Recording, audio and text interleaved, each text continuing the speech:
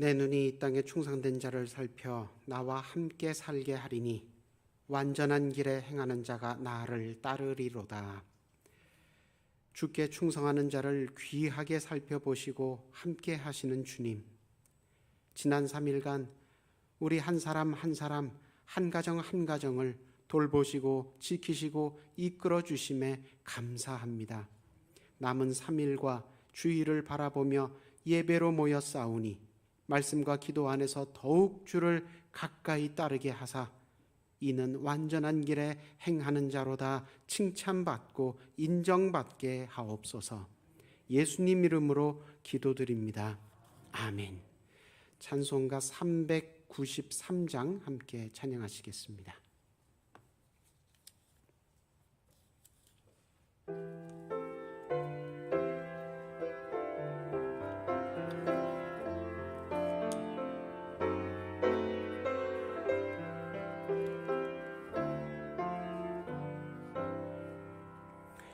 오 신실하신 주 내 아버지여,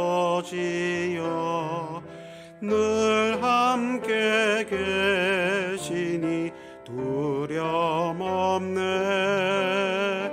그 사랑 변찮고 날 지키시며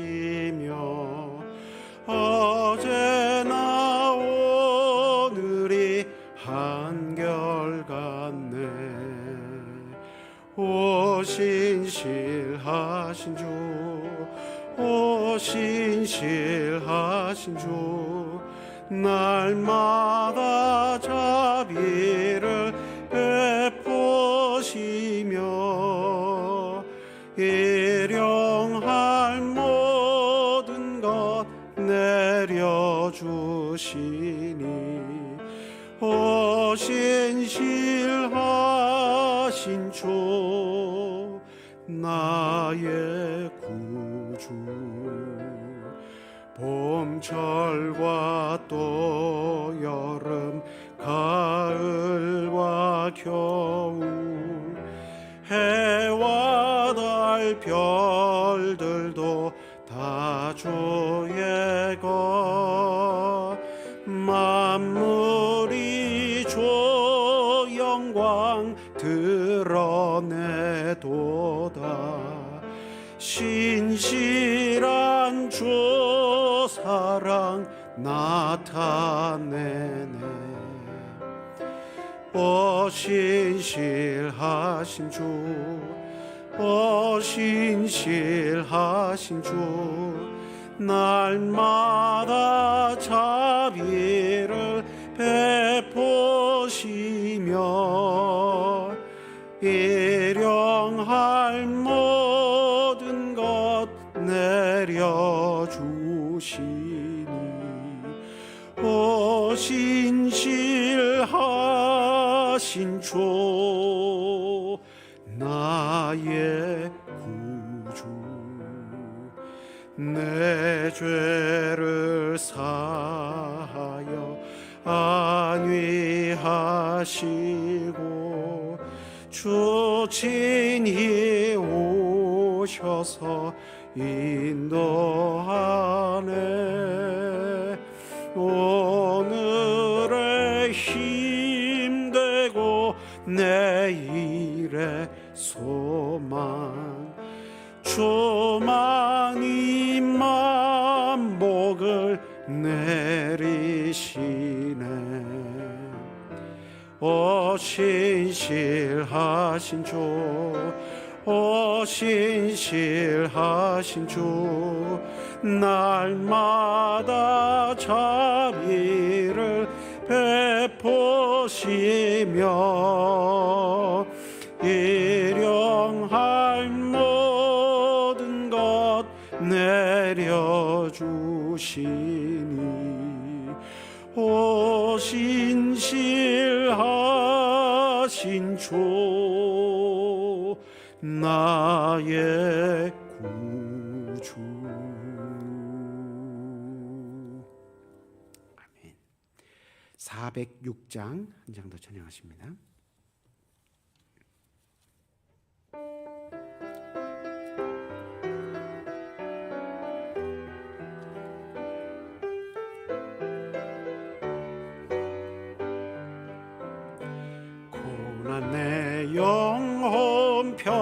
쉴 것과 풍랑 잃어도 안전함 보고 폭풍까지도 다스리시는 주의 영원한 팔 의지해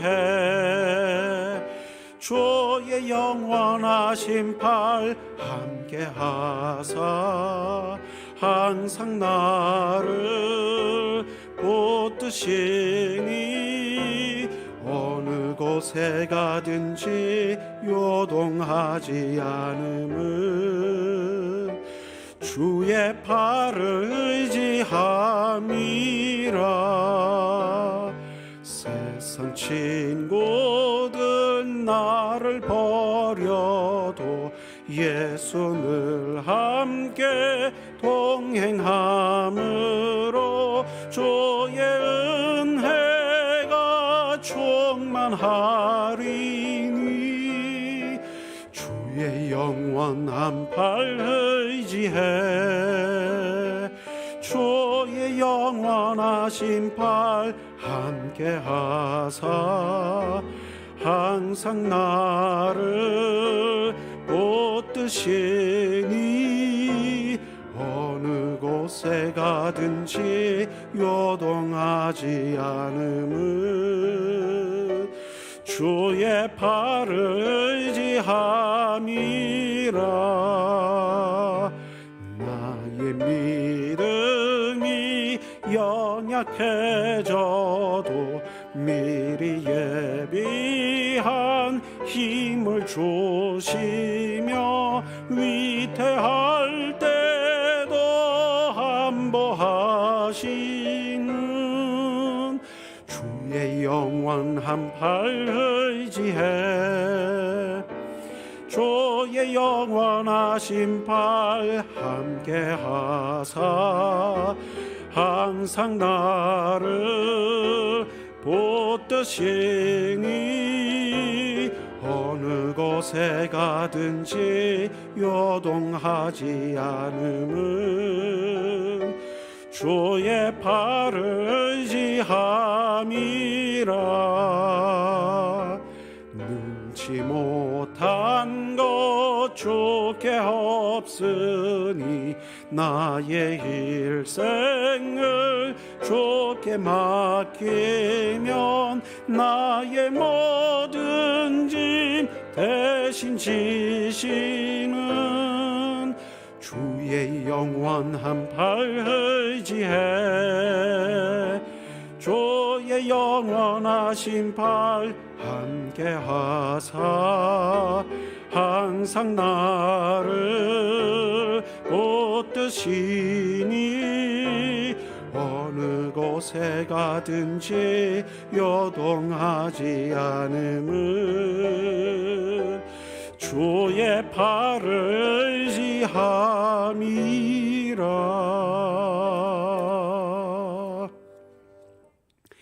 436장 찬양하신 후에 이경숙 권사님 예배를 위해 기도하십니다.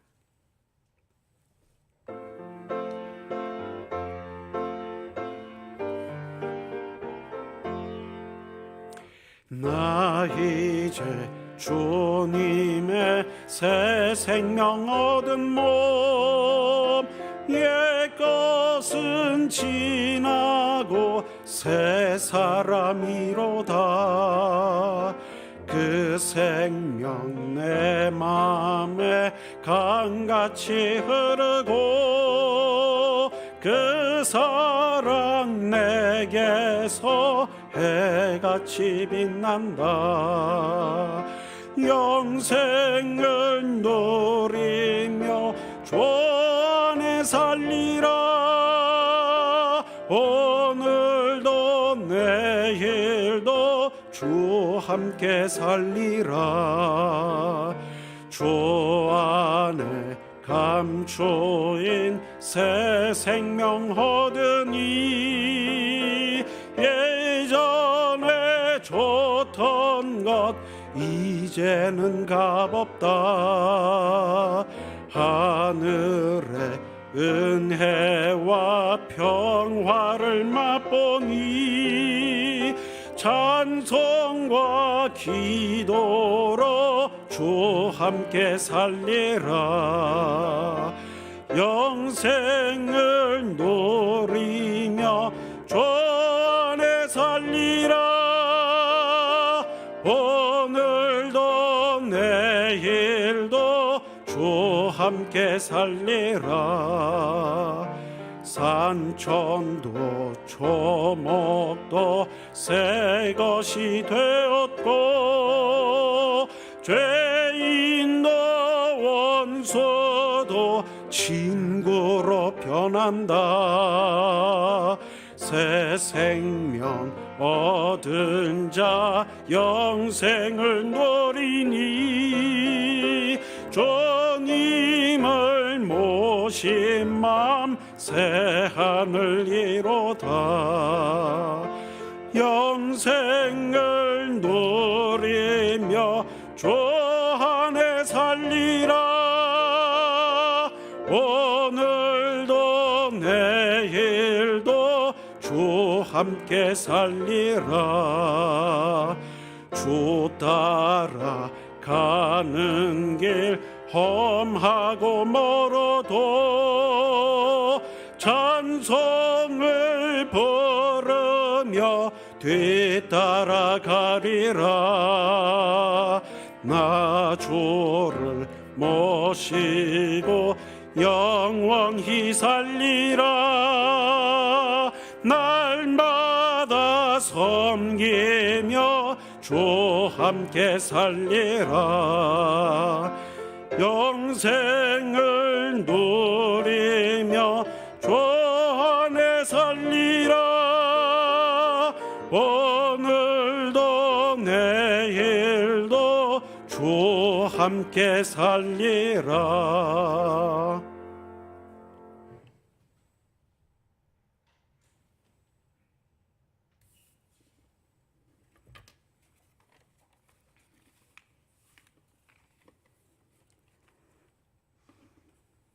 목마른 자들에게 물을 주며 마른 땅에 시내가 흐르게 하며 나의 영을 네 자손에게 나의 복을 네 후손에게 부어주리니 그들이 풀 가운데서 솟아나기를 시냇가에 버들같이 할 것이라. 아멘. 하나님이 주신 말씀을 심령에 새기며 힘을 얻어 살아가기를 원합니다. 3일밤 예배를 통하여 여전히 언약의 말씀을 이루어 주시는 하나님을 경배하러 올라왔습니다. 미움과 원망으로 욕심과 게으름으로 행한 저희들의 허물을 그리스도의 거룩한 보혈로 말미암아 깨끗하게 하여 주옵소서. 겸손히 전능하신 하나님을 찬양합니다. 이곳에 하나님의 영광이 충만하게 하여 주시옵소서. 한 심령도 갈급한 심령으로 돌아가지 않게 하여 주시고 모든 것이 주님의 은혜였음을 고백하며 감사와 기쁨이 충만하게 하여 주시옵소서. 온 세상이 요란하고 시끄럽습니다. 이 또한 주님의 계획이 있을 것이라 믿으며 오직 기도로 나아갑니다. 우리나라와 민족에게 은혜를 주시옵소서. 헤아릴 수 없는 풍족함을 주시었건만 어리석은 민족들은 감사할 줄 모르고 여전히 분쟁과 다툼, 욕심의 바벨탑을 쌓아가고 있는 이 민족이 먼저 회개하기를 구합니다.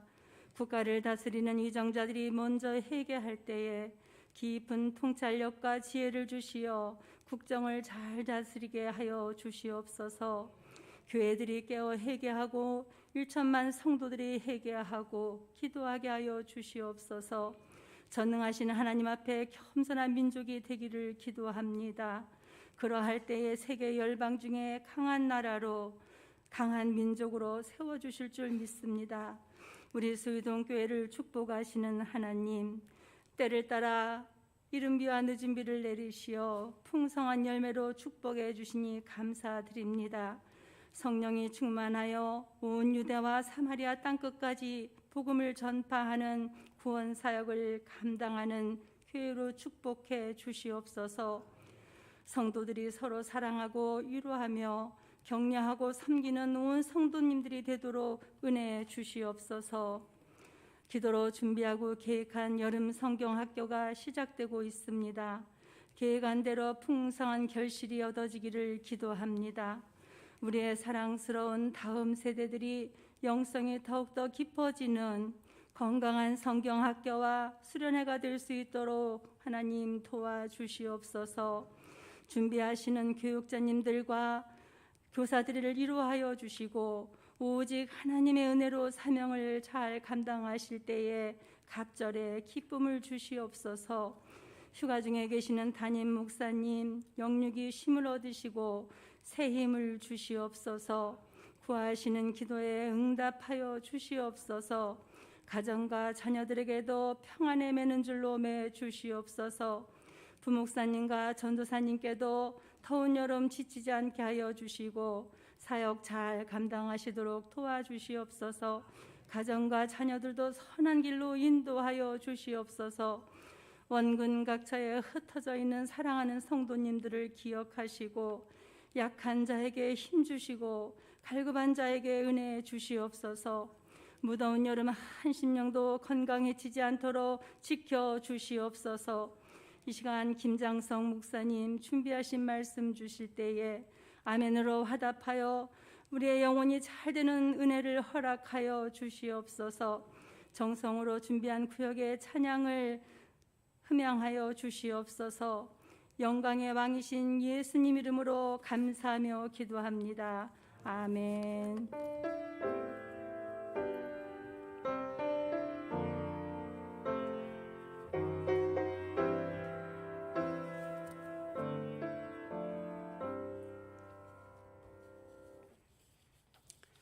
오늘 우리에게 주시는 말씀은 마태복음 18장 20절 한 절 말씀입니다.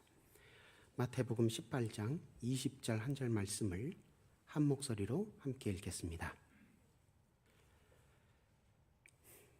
두세 사람이 내 이름으로 모인 곳에는 나도 그들 중에 있느니라.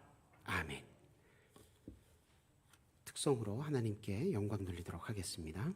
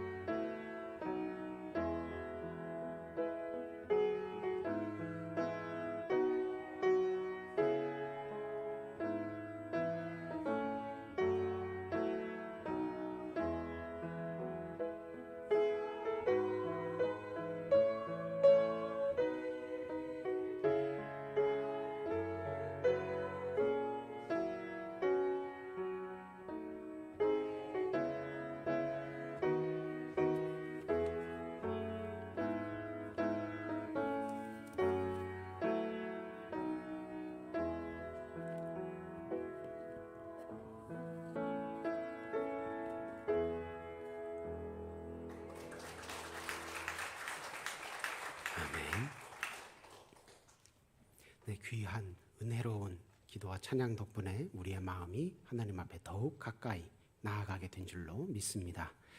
기도와 찬양 덕분에 우리의 마음이 하나님 앞에 더 활짝 열리고 더 가까이 나아가게 됐으니 이제 주시는 말씀을 옥토와 같이 받아들여서 30배, 60배, 100배 열매 맺으시는 이 저녁 되시기를 축복합니다.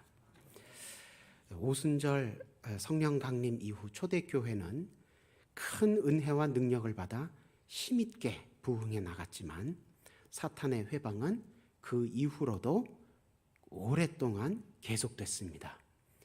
얼마나 오랫동안 계속됐느냐? 300년이 넘게 계속됐습니다. 로마 제국에서 기독교를 믿어도 된다.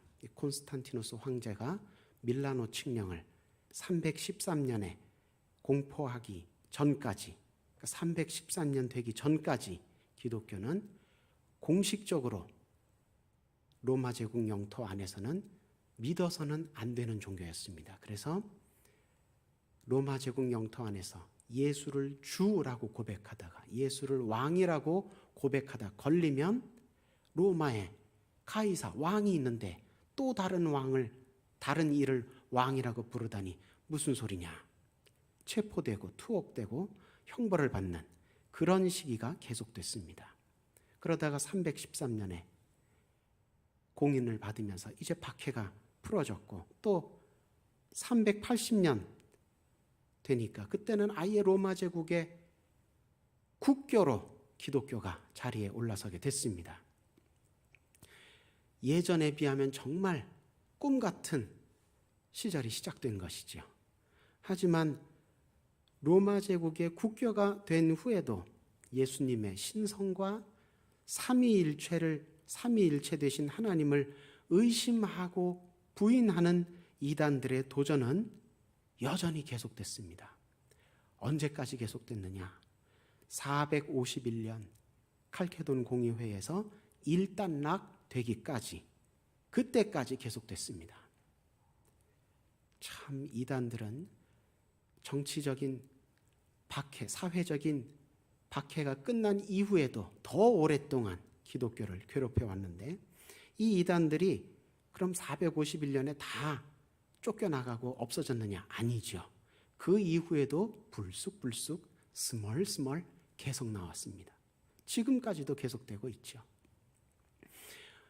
몇 년 된 얘기지만 서울에 아주 유명한 큰 교회 있습니다. 한 교인 수가 한 10,000명 정도 되니까 굉장히 크고 유명한 교회죠. 세 글자 이름인 교회, 교회. 예. 그 교회에 그렇게 교인 수가 너무 많으면 안수 집사님, 장로님들 숫자도 너무 많아서 서로 잘 못 알아보십니다. 예배도 주일 하루에 몇 부 아주 오래 많이 드리지요. 그 아침에 이제 1부 예배 끝나고 2부 예배 시작할 때쯤에 이제 목사님 다 이제 성도들 다 이제 예배실 바깥으로 나가고 그 다음번 예배를 위한 예배 안내위원들 또 들어오고 이렇게 좀 어수선한 시간이 있었는데 누가 이 기도석 자리 앞에 앉아 있더라는 겁니다. 그래, 뭐 다음 예배 시간 기도자신가 보다. 근데 안내위원에게 누가 와서 물어봐요. 내가 다음 예배, 이번 지금 드려야 될 예배 기도자인데 저 앞에 누가 앉아 있다고. 그러시냐고. 집사님이 기도자시냐고. 그럼 저 집사님은 누구신가? 그래 가서 물어봤답니다. 이번 예배 기도십니까? 다음 예배 기도신데 혹시 착각해서 먼저 올라오신 거 아니에요? 그랬더니 장 기도자가 아니랍니다. 그러면 어디 뭐 노회나 어디 다른 데서 광고차 오신 손님이십니까? 그것도 아니에요. 그럼 누구시냐 그랬더니 자기는 재림 예수랍니다. 그래가지고 그냥 안내위원 집사님들 다 올라오라고 그래서 이분 빨리 바깥으로 데리고 나가시라고. 그런 일도 있었습니다. 우리나라에 그렇게 자칭 재림 예수 혹은 자칭 보혜사 성령으로 활동하시는 분들이 아직도 한 20분 정도 계시다는 겁니다. 전국적으로. 그 다음 주에 그 장신대 소문이 싹 퍼졌어요. 학생들 사이에. 그래서 그 온흥흥 교회 다니는 학생들 보고 다른 친구들이 야, 너희 교회 지난주에 예수님 오셨다면서? 벌써 재림하셨대? 학교에서 그렇게 서로 얘기하면서 웃었던 기억이 납니다. 근데 사실 이게 다 지난 얘기니까 이렇게 웃지, 사실은 그 예배 시간에 그 집사님들 얼마나 놀라셨겠어요. 멀쩡하게 양복 입고 넥타이 메고 앉아 계신 분이 나는 재림예수라고. 그러니 이게 얼마나 기가 막힌 일입니까? 오늘날도 그렇게 이단들이 우리 주변에 불쑥불쑥 나타납니다. 그럼 교회는 그런 이단들과 달리 어떻게 신앙생활하는 사람들일까요? 교회는 이단들과 어떻게 다른 성격, 다른 특징을 가지고 있는 공동체일까요? 초대교회 믿음의 조상들은 교회에 대해서 4가지 성격, 4가지 특징이 있다고 꼽았습니다. 교회는 하나고, 하나의 교회. 교회는 거룩하고, 거룩한 교회. 그리고 교회는 공적이고, 공적인 교회. 그리고 교회는 사도적이다, 사도적인 교회. 이렇게 4가지 특징, 4가지 성격을 꼽았습니다. 콘스탄티노플 공의회에서 반포한 콘스탄티노플 신조에서 이렇게 가르친 이래 1600년 동안 전 세계 교회가 그렇구나, 우리는 하나여야 하는구나, 우리는 거룩해야 하고 공적이어야 하고 사도적이어야 하는구나, 그렇게 자기 이해로 받아들여 오고 있습니다. 이 4가지 가운데 교회는 공적이다, 공적인 교회라는 표현은 무슨 뜻일까요? 우리말로 공적이라고 번역된 헬라어 원어는 카톨리코스라는 단어인데, 이 말은 원래 전체적으로, 통틀어라는 뜻입니다. 그러니까 누구나 다 포함된다, 누구에게나 다 해당된다, 그런 뜻입니다. 그래서 이 카톨리코스라는 말을 보편적, 일반적이라고도 번역하기도 합니다. 공적이다, 보편적이다, 일반적이다, 이렇게 번역을 합니다. 우리 주일 예배 때 신앙 고백할 때마다 사용하는 사도신경에도 이 4가지 특성에 대해서 언급을 다 하기에는 너무 기니까 그 중에 2가지만 고백을 하죠. 거룩한 공교회를 믿습니다, 이런 표현이 나옵니다. 그러니까 원래는 하나고 거룩하고 공적이고 사도적인 교회를 믿습니다, 이렇게 얘기하려고 하니까 너무 긴 것 같아서 거룩하고 공적인 교회를 믿습니다, 2개만 얘기하는 거예요. 이게 사도신경의 미덕입니다. 다른 신조들을 보면 자세하게 우리의 믿음을 고백하는 내용들이 있어서 자세한 건 좋은데 너무 길어요. 예배 시간에 쓰기에 조금 좀 부적절합니다. 부적절하다기보다 좀 시간이 많이 걸리니까 좀 힘들어요. 그래서 많은 교회들이 전 세계적으로 사도신경을 아주 선호하는데, 왜냐하면 이렇게 적당히 짧아서 그렇습니다. 4개 다 안 하고 융통성 있게 그 중에 2개만, 이런 식인 거예요. 그러니까 외워서 신앙 고백할 만큼 길이가 적당한 신앙 고백입니다. 사실은 이 천주교회도 자기네 이름을 뭐라고 부릅니까? 가톨릭 교회라고 부르죠. 그러니까 원래는 하나의 거룩하고 공적이며 사도적인 교회라고 자기네 이름을 말하고 싶지만 이 너무 기니까 다 생략하고 그 중에 3번째 것, 가톨릭 교회, 공적인 교회다, 자기네들은 보편적인 교회다, 이렇게 이 가톨릭이라는 단어를 자기네를 설명하는 대표 형용사로 선택해서 사용하는 것입니다. 자, 교회가 가톨릭적이다, 공적이다, 보편적이다, 이 말은 무슨 뜻이냐?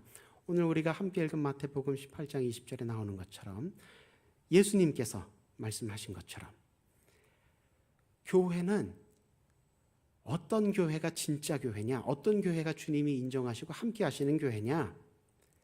큰 교회, 그런 교회만, 부흥한 교회, 그런 교회만 주님께서 인정하시는 교회냐? 아니고, 혹은 사도 바울 같이 유명한 사도나 혹은 유명한 그런 목사님들이 목회하는 그런 교회만 주님께서 인정하시고 함께해 주시는 그런 교회냐? 아니고, 비록 2-3 사람밖에 모이지 않는 작은 교회, 인간의 눈으로 볼 때는 힘없고 볼품없어 보이는 그런 교회라도, 비록 무명의 목회자가 심우하는 그런 교회라도 주님은 변함없이, 차별 없이 그런 교회와도 함께 하신다. 그런 교회도 똑같이 교회다, 그런 뜻입니다. 교회는 크던 작던, 유명하던 유명하지 않던, 통틀어 전체적으로 다 주님께서 함께 하시는 교회다. 그런 뜻입니다. 이 하나의 거룩하고 공적이며 사도적인 교회라는 이 네 가지 특성이 다 그렇지만, 교회가 공적이라는 이 성격, 교회가 이 보편적이라는 이런 특성을 갖는 이유는, 근거는 주님 때문입니다. 주님께서 공적으로, 보편적으로 큰 교회든 작은 교회든 다 함께 해주시기 때문에 모든 교회들이 다 공적으로, 공적인 교회, 보편적인 교회라고 안심하고, 우리가 그 교회에서 큰 교회든 작은 교회든 모든 교회에서 다 주님과 함께 신앙생활을 할 수 있게 되는 것입니다. 그런데 사람들은 흔히 교인 수가 많고 교세가 크고, 그래서 건물도 크고 헌금도 많이 거두어서 선교 활동, 사회사업 활동 많이 크게 하는 그런 교회를, 야, 저 교회는 주님께 정말 크게 인정받는, 주님께 크게 쓰임받는 그런 귀한 교회구나, 그렇게 사람들은 보통 많이 생각을 하죠.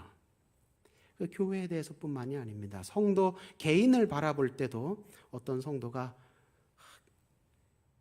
기도한 대로 응답받아서 성공하고 출세하고, 그래서 교회에 헌금도 많이 돕고, 많은 교회 일에 앞장서서 이렇게 척척 잘 해나가는 그런 성도를 보면, 야, 저 사람은 하나님께 정말 크게 인정받고 주님께서 정말 귀하게 쓰는 그런 사람이구나, 그렇게 생각하며 부러워하기도 하고 그럽니다. 그런데 그렇게 단지 그런 겉모습만 보고 주님께서 함께 하시는 교회, 함께 하시는 사람이구나, 이렇게 판단하는 것은 좀 성급한 판단입니다. 규모라든지 능력이라든지 그런 어떤 눈에 보이는 그런 열심이라든지 이런 것 이전에 더 살펴봐야 할 점이 뭐냐? 주님께서 함께 하시는가 아닌가, 그걸 먼저 분별할 수 있어야 됩니다. 규모는요, 우리 생각과 달리 그렇게 결정적인 요소는 아닙니다. 물론 규모가 크면 하나님 일을 크게 할 수 있어서 좋지요. 그러나 오늘 본문 주님께서 말씀하신, 주님께서 직접 알려주신 그 주님의 기준에 따르면 주님 입장에서 볼 땐 두세 사람만 있어도 충분하다는 겁니다. 사람이 볼 때는 아유, 두세 사람 가지고 교회가 되나? 적어도 200~300명은 있어야 되지 않나? 2~3천 명이면 더 감사하고 2~3만 명이면 더 좋고 이렇게 생각하지만, 예수님 입장에서는 두세 사람이라도 충분하다, 그렇게 말씀하신다는 겁니다. 사실 성경 다른 부분을 봐도 그렇습니다. 여러분, 다윗과 골리앗이 싸울 때 생각해 보십시오. 다윗이 들고 나갔던 무기가 칼이었습니까? 화살이었습니까? 아닙니다. 돌멩이, 막대기, 이거는 사실 전쟁에 쓰는 무기가 아니죠. 양 보고 군침 흘리면서 이렇게 기웃기웃거리는 사퀭이나 여우나 이런 애들한테 저리 안 가! 그리고 확 집어던질 때나 쓰는 거지, 어디 키가 3m가 되고 어려서부터 용사인 골리앗 같은 장군하고 싸울 때 그런 무기를 들고 나옵니다. 골리앗이 그걸 보더니 뭐라 그럽니까? 네가 나를 개로 여기고 막대기를 들고 나오느냐? 골리앗도 어이가 없었던 거예요. 누가 봐도 상대가 안 되는 싸움이었는데, 다윗에게 누가 함께 하셨습니까? 하나님이 함께 하셨습니다. 그러니까 어떤 일이 벌어졌습니까? 상상할 수 없는 대승을 그날 거두게 됩니다. 구약에만 이런 사건이 있는 게 아니죠. 사복음서에 모두 기록된 예수님의 기적 사건이 있습니다. 오병이어 기적이죠. 오병이어 기적. 남자만 5천 명이니까 여자나 어린이나 노인분들까지 다 숫자 세면 그 자리에 몇천 명, 몇만 명이 모여 있었는지 알 수가 없습니다. 그저 군대 가도 될 만한 젊은 남자만 5천 명이 있었다는 거예요. 그러니까 그 수많은 사람들을 다 배불리 먹이고도 12광주리가 남았는데 뭘로 먹였습니까? 오병이요. 보리떡 5개와 물고기 2마리. 이 요한복음에는 그걸 더 정확하게 표현합니다. 어린아이가 가지고 온 물고기 2마리와 보리떡 5개. 그러니까 어른이 혼자 먹기에도 적은 도시락이었다는 겁니다. 그러니까 그 보리떡 5개도 그러니까 우리로 치면 그 인절미 내지는 뭐 그 송편 같은 거 요만한 거 5조각하고 이게 뭐 이렇게 큰 고등어 같은 거 아니고요. 그 베드로 피쉬라고 그 지중해 그 갈릴리 바다에서 많이 먹는 그 좋게 말해서 생선이지. 그 사실 우리로 치면 그 열대어 2마리 같은 겁니다. 이게 손바닥만한. 그러니까 이쪽 한번 발라 먹고 이쪽 한번 발라 먹으면 뼈밖에 안 남는 그런 작은 물고기입니다. 그걸로 남자만 5천 명, 성인 남자만 5천 명을 먹였다는 겁니다. 더 많은 인원을 먹였는데, 정말 그렇게 별 볼 일 없는 적은 것을 가지고 그러나 믿음으로 주님 손에 얹어드리고 하늘을 우러러 축사하시고 나눠주니까 그런 놀라운 기적이 벌어졌다는 것입니다. 사람의 눈으로 볼 때는 인원이 많아야 될 것 같고 돈이 많아야 될 것 같고 재능이 많아야 될 것 같고 이것도 많아야 될 것 같고 저것도 많아야 될 것 같지만 예수님 말씀은 2-3 사람이면 충분하다. 기도하는 무릇 예수님을 정말 닮고자 따라가고자 하는 어디든지 예수 나를 이끌면 어디든지 주를 따라가겠네. 그런 고백을 하는 2-3 사람만 있으면 충분하다. 그 말씀인 것입니다. 그러므로 교회의 교회다움, 성도의 성도다움은 규모나 능력이나 열심 같은 그런 겉모습에 달려있는 것이 아니고 주님께서 함께 하시느냐 아니냐 거기에 달려있다는 겁니다. 초대교회 믿음의 조상들은 오랫동안 박해를 받아왔고 또 박해가 끝나고 국교가 된 이후에도 이단들의 도전에 계속 시달려 왔습니다. 그래서 영육 간에 굉장히 고단했지요. 하지만 한 가지 사실만은 결코 잊지 않았습니다. 결코 잊지 않으려고 애를 썼습니다. 무엇입니까? 좋을 때든 나쁠 때든 기쁠 때든 슬플 때든 변함없이 차별 없이 주님은 우리와 우리 모두와 함께 하신다. 그 사실이었습니다. 비록 눈에 보이는 현실, 피부에 와닿는 현실은 거칠고 어둡고 비루하다 할지라도 정말 나 빼고는 다 체포되고 투옥되고 처형된 것 같아도 2-3 사람밖에 안 남은 것 같아도 우리는 결코 주님께 잊혀진 사람들이 아니다. 우리는 결코 주님으로부터 버려진 사람들이 아니다. 주님은 여전히 우리 모두를 붙들고 계신다. 그 사실을 잊지 않고 신앙생활 해왔던 것입니다. 그게 교회가 공적이다. 공적인 교회. 교회는 보편적이다. 보편적인 교회라는 뜻입니다. 좋을 때만 예수님 함께 하시고 우리가 나쁠 때는 예수님이 우리 떠나시고 그렇지 않다는 겁니다. 2-3 사람밖에 남지 않아도 여전히 주님은 우리를 붙들고 계신다. 그런 뜻입니다. 교회의 4가지 성격, 하나의 거룩하고 공적이고 사도적인 교회. 이 4가지 성격이 다 그렇지만 이 교회가 공적이라는 성격, 공적이라는 특성도 교회의 정체성만 뜻하는 것이 아니고 이 동전의 양면처럼 교회의 사명감을 뜻하기도 합니다. 그러니까 실제로 그런 상황이 또 벌어져서는 안 되겠지만 만에 하나 모두가 다 주님 곁을 떠난다 할지라도 두세 사람만이라도 모여서 기도하고 예배드리고 말씀대로 살아야 한다는 겁니다. 사명감을 가지고 말입니다. 초대교회 믿음의 조상들은 내가 그 사명감 있는 그 두세 사람 안에 꼭 들어가기를 소망하고 꼭 들어가야 한다는 그런 사명감을 가지고 싫을 때든 좋을 때든 기쁠 때든 슬플 때든 교회를 지키고 신앙생활을 해왔던 것입니다. 초대교회 시대와 달리 오늘날에는 예수를 구주로 고백한다고 해서 예수를 왕이라고 고백한다고 해서 박해받지 않습니다. 오늘날도 여전히 이단들이 있지만 초대교회 시대와 달리 지금은 어떻습니까? 신구약 성경 66권이 다 정해져 있습니다. 초대교회 시대는요, 놀랍게도 신약 성경이 아직 교회마다 들쭉날쭉했습니다. 박해받을 때니까 어느 교회는 마태복음서는 받아서 읽었는데 마가복음서, 누가복음서는 못 받아본 교회들도 있었습니다.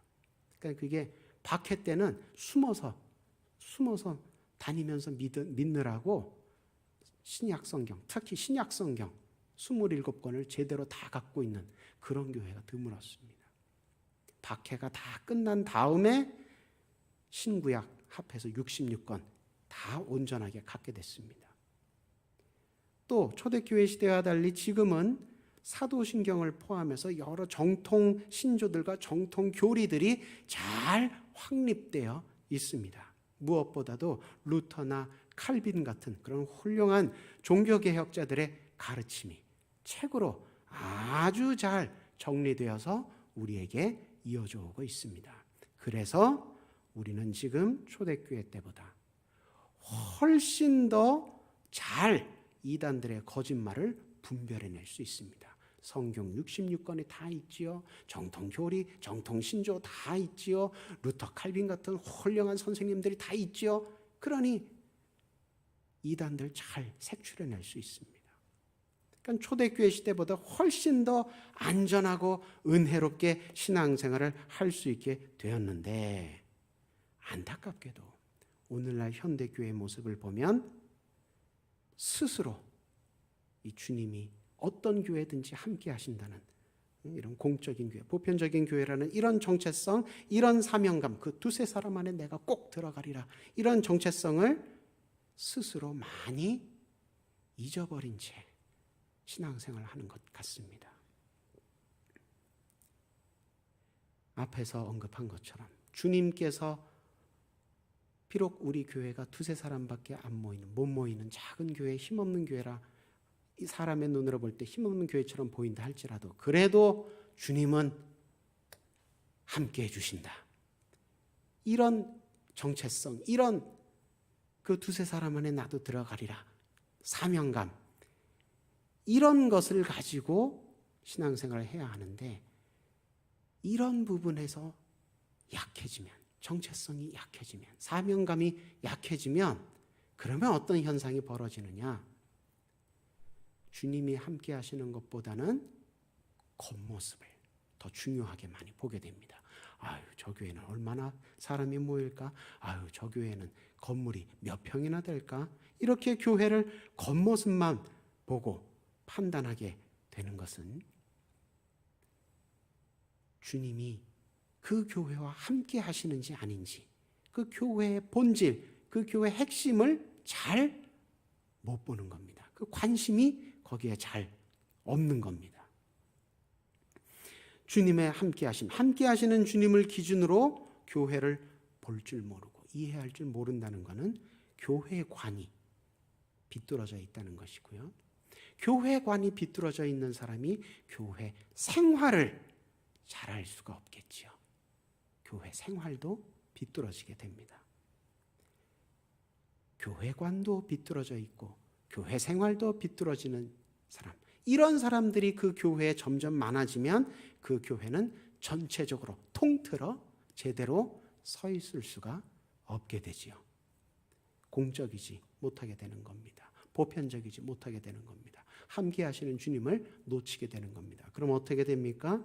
교회가 공적이지 못하게 되고 사유화됩니다. 힘센 사람, 목소리 큰 사람 몇 사람이 교회를 좌지우지 자기 것처럼 쥐고 흔들게 되고, 교회 안에 공적이지 못하니까 편애가 발생하게 되고 불공정, 불공평이 점점 많아지게 됩니다. 그래서 주님이 함께 하실 수 없을 만한 교회, 주님이 떠나실 만한 교회가 되고 마는 것입니다. 여러분, 오늘날 현대교회 가운데 재산 문제로 교회가 분열되는 경우가 얼마나 많습니까? 참 부끄러운 겁니다. 세습 문제로 교회가 다투고 분열되는 경우도 있습니다. 부끄러운 겁니다. 교회가 공적이지 못하게 된 겁니다.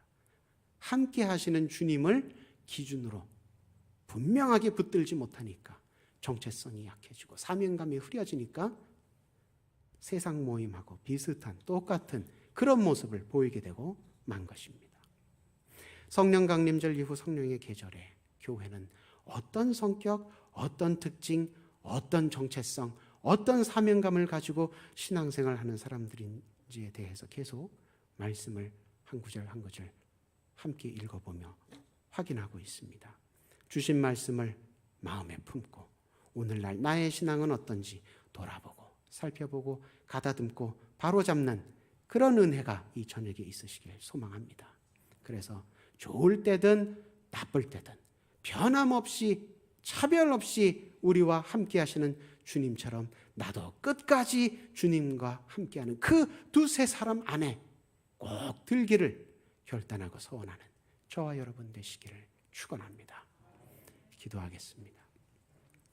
우리의 상황과 조건을 개의치 않으시고 언제나 한결같이 함께 하시며 도우시고 이끄시는 주님, 말씀을 통해 주님의 은혜와 능력이 우리의 연약함과 부족함을 충분히 덮을 만큼 더 크고 한 사람도 빠짐없이 우리 모두에게 해당됨을 배우고 깨닫게 하시니 감사합니다.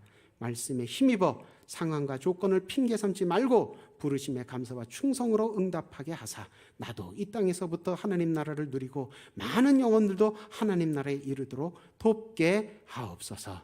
이 시간 육신의 연약함으로 말미암아 하나님 앞에 눈물로 호소하고 있는 환자들 위해 함께 기도하길 원합니다.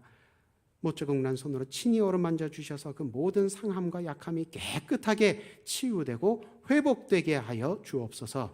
코로나 변종 바이러스가 또 재확산되는 과정 중에 있습니다. 하나님, 이 질병을 막아주옵소서. 그래서 더 이상 많은 사람들이 자유가 제한되고 특히 교회의 예배가 위태롭게 위기에 몰리지 아니하도록 하나님 이 나라 이 민족을 지키시고 보호하여 주옵소서. 교회가 위축되었을 때에 신천지와 같은 이단들이 우리 성도들의 영혼과 가정을 훔치려고 많이 돌아다녔었습니다. 하나님, 이제 교회가 복음의 진리의 빛을 강하게 힘있게 비춤으로 말미암아 모든 삿되고 악한 무리들이 물러가는 역사가 이 나라 이 땅 가운데 생기게 하여 주옵소서. 미얀마나 우크라이나와 같이 불의한 군대로 인하여 많은 사람들이 영육 간의 괴로움을 호소하고 있는 지역들이 있사오니 하나님 천군 천사로 둘러진 저 보호하여 주시고 복음의 빛이 그 땅 가운데도 강하게 역사하게 하여 주셔서 많은 사람들이 그 가정과 그 영혼이 다 회복되고 치유되는 역사로 열매 맺게 하여 주옵소서. 전 세계 교회가 함께 기억하고 기도하고 있사오니 그 땅을 통하여서 하나님 나라의 귀한 복음의 열매가 더욱 놀랍게 풍성하게 맺어지게 하여 주옵소서. 청빙 과정, 담임 목사님 청빙 과정을 위하여 온 교우들이 기도하며 주님 앞에 나아가 매달리고 있사오니 하나님 우리 기도를 들으시고 예비하신 좋은 목자를 이 우리 교회에 보내주셔서 하나님 나라를 향해 더욱 힘있게 사역하는 수유동교회 되게 하여 주옵소서. 하나님 앞에 마음에 서원한 기도 제목이 있어서 물질과 함께 올려드립니다. 637번째 하나님 앞에 기도하며 심사오니 이 물질이 쓰이는 곳마다 하나님 나라 귀하고 아름답게 세워지는 역사로 함께하여 주옵시고 기도하는 모든 마음의 제목에도 서원의 제목에도 응답으로 함께하여 주옵소서. 3일 저녁까지 주님께서 지켜주심을 감사드립니다. 남은 3일 주님 은혜 가운데 또한 주의를 바라보며 잘 지내는 예배에 모든 참석한 수유동교회 권속들 되게 하여 주옵소서. 예수님 이름으로 기도드립니다. 아멘. 교회 소식은 교회 주보와 홈페이지를 통해 참고하시고 기도하며 협력해 주시기를 바랍니다. 특별히 여름 성경학교 수련회 일정 중에 있는 교회 학교를 기억하시며 함께 기도로 도와주시기를 바라고, 또 휴가 일정 중이신 담임 목사님 영영간의 회복을 위해서 함께 기도해 주시면 감사하겠습니다. 축도로 예배 마치겠습니다.